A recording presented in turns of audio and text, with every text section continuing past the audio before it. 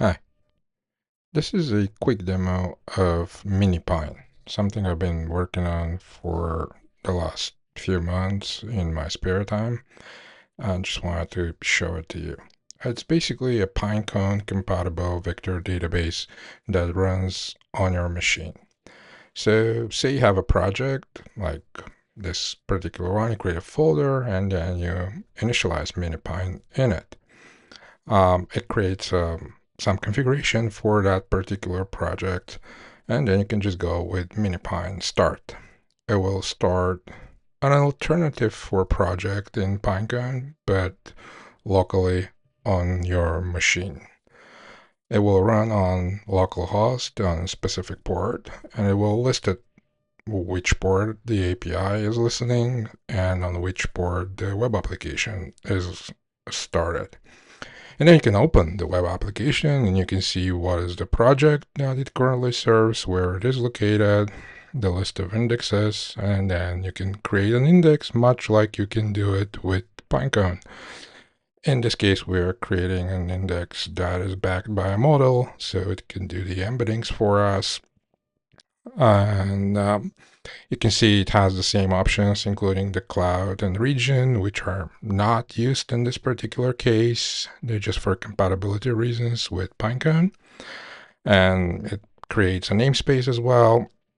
And you can even upsert a record because we have embeddings created automatically. You can just upsert text. And then when we browse, you can see that there is the text that we upserted and the vectors that were created from it. Of course, you can also go ahead and delete the index once you don't need it anymore. And because we have inference already, the UI also allows you to just go and create embeddings, whether dense or sparse, with pretty much the same options you would use with Pinecone. Like here we created dense embeddings for text. We could do the same for sparse vectors. Create the same text, just pick the right options and click generate, and you would see what are the keys and the values for the sparse vector. The UI also allows you to manually do re-ranking, and it shows you what the available models are. At any time, you can go back to the console and run MiniPine status, which will give you the links again, so you know where is the API and where is the web console. And once you're done with the project, you can just run MiniPine stop. If you don't have any projects, you can experiment with sample projects that the MiniPine can generate for you. So here we create a MiniPine Python project. We're going to use a Python template from the templates available, and it will generate a project for us in this folder we just created and tell us what are the steps to initialize the project. So in this case, we're just going to run setup, which will create the Python and virtual environment, which we need to source then in our terminal so we can run the project. Obviously, it initializes the MiniPine itself for that particular project, so we can just go ahead and type MiniPine start, and it will run another instance of MiniPine, this time on the same port like we had before. And create all the infra for it. Display the URLs again, and if we go to the web console, you will see that it now shows our newly created project. Now we can go ahead and run the Python script that came from the template. Here's the result. And here is the index that it created. As you can see, it upserted some records about different technologies. And the results here are from queries about those technologies. And this is how the actual script looks like. It's a standard semantic search that uses Pinecone's SDK to upsert records and then search for results. except it's not Pinecone, but MiniPine that is behind the scenes. You can, of course, have multiple projects running at once. So let's just go to a different terminal and create, say, MiniPine Java, which will be the same sample project, but written in Java. We will use the generator for prompt template again, which is going to pick a Java one this time. Once we have it, we can use MiniPine set port to configure MiniPine to run on a different port for this particular instance. Once we have this, we can start MiniPine for that particular project.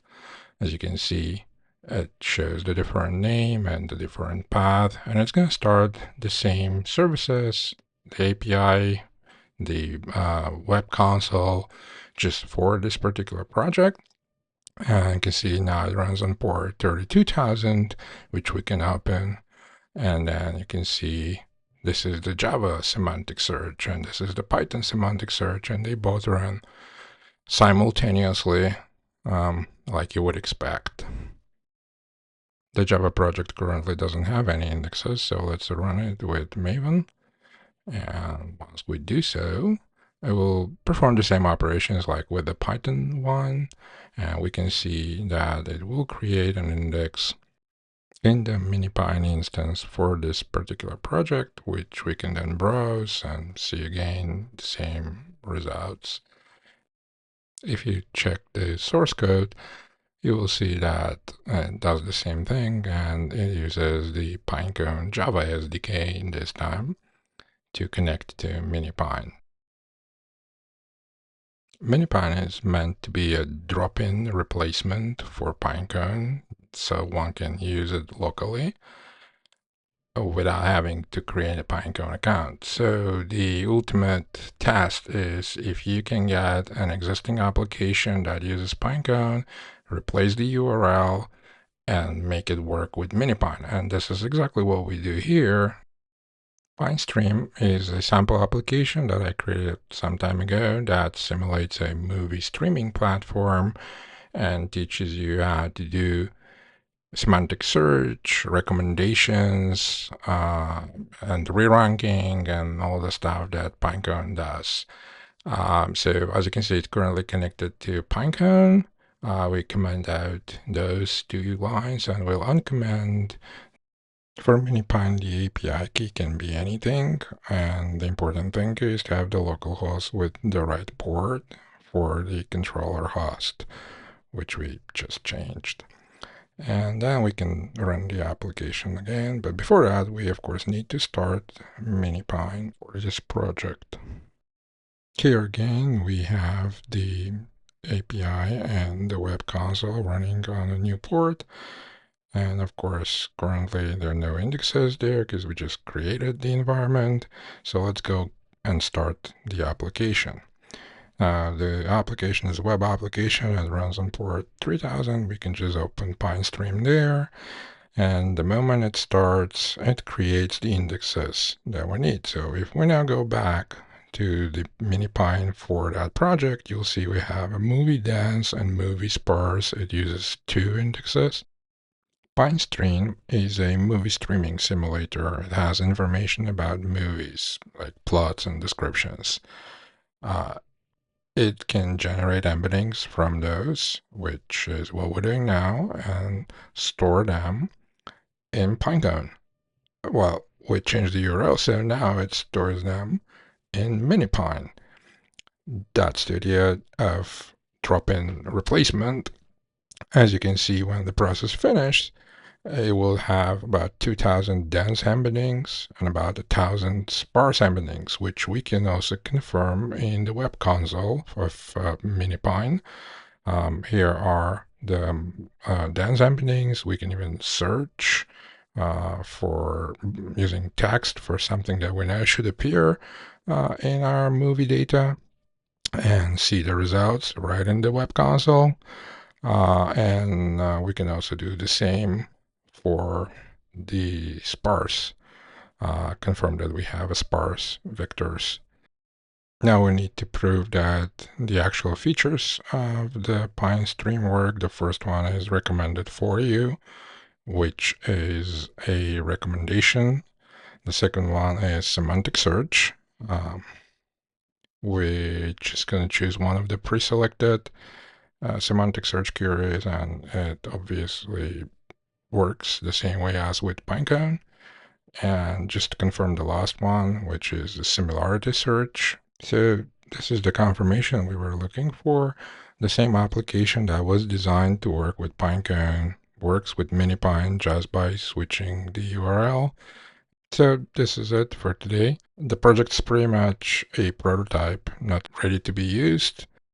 There are tons of things to be fixed and polished, and some crazy ideas for the future. But let me know, would you use it?